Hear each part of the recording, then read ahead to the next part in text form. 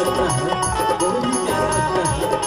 तो आइए आप सभी के बीच जन्माष्टमी के पावन अवसर में हम और आप सब एकत्रित हुए हैं और आशीर्वादी हो आप सब 2 दिन तक भक्ति में रंग में आप सब होते हो और पूरी भक्ति में रंग के साथ साथ आप सब बीच छत्तीसगढ़ मंच मोरमैया की चिड़िया ग्राम के प्रस्तुति आप सबके बीच सजावट है।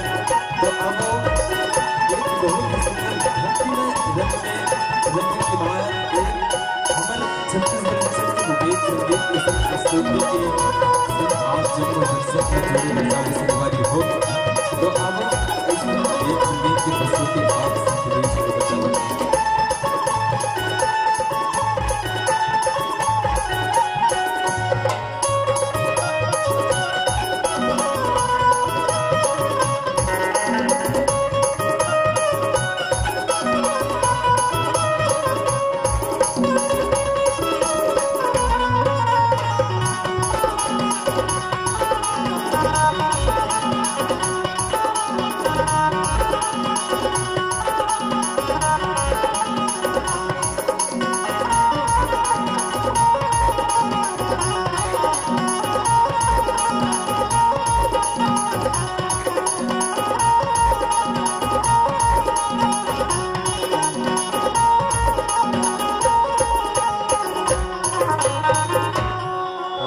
नमस्कार।